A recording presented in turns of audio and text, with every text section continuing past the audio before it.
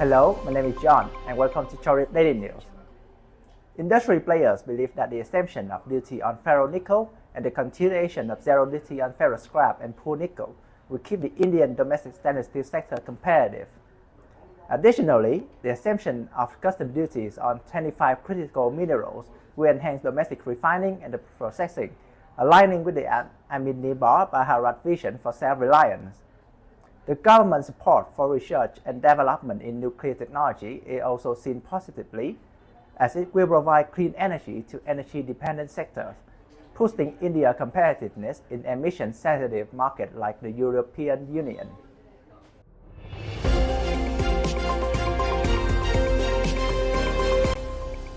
Indonesia is seeking to reduce Chinese investment in new nickel mining and processing projects to qualify for U.S. tax break under President Biden's Inflation Reduction Act.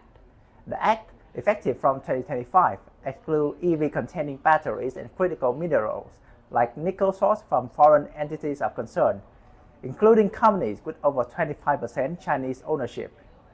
This poses a challenge for Indonesia, the world's largest nickel supplier, which has heavily relied on Chinese capital for mining and smelting projects in recent years. To address this, the Indonesia government and industry are working to structure new nickel investment deals with Chinese companies as minority shareholders.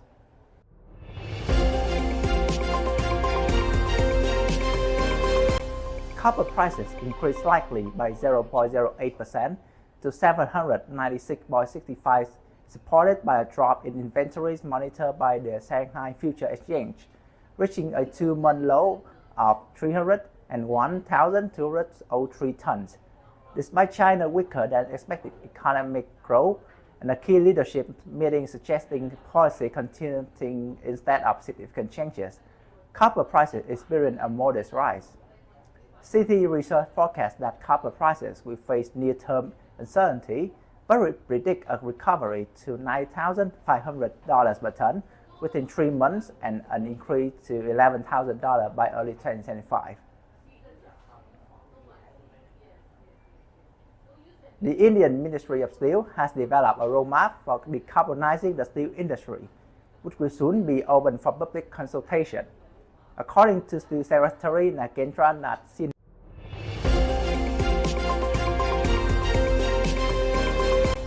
The Indian Ministry of Steel has developed a roadmap for decarbonizing the steel industry, which will soon be open for public consultation, according to Steel Secretary Nagendra Nath Sinha. This roadmap is based on reports from 14 task forces established to explore mechanisms for advanced decarbonisation. The steel sector in India, responsible for about 12% of the country's total greenhouse gas emission, has an emission intensity of 2.55 tons of CO2 per ton of crude steel, higher than the global average of 1.9 tons. The task forces were set up in March 2023, with the latest one formed in December 2023, aiming to align with national emission reduction target.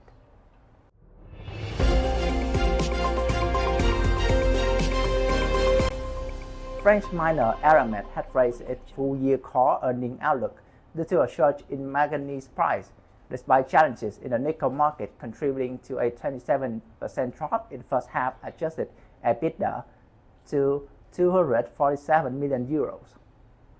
The increase in manganese ore prices, driven by weather-related disruption in Australian production, led Eramet to revise its full-year adjusted EBITDA guidance to €1.2–1.3 billion, up from the previous 750 to 900 million euros.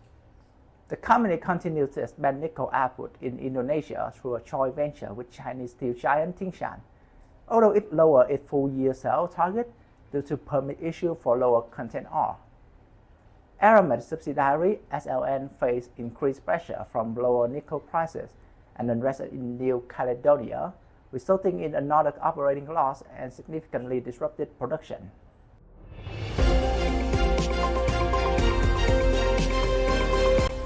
Charlotte, North Carolina-based electric arc furnace EAF steelmaker Nucor USA has reported second quarter 2024 results that saw a 53.8% drop in earnings per share compared with the second quarter of last year.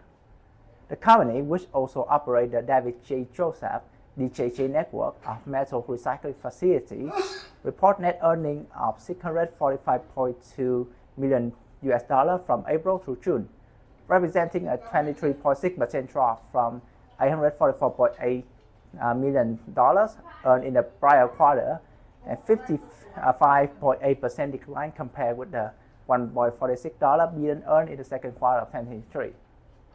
And that's all for the news today. Thank you and see you later.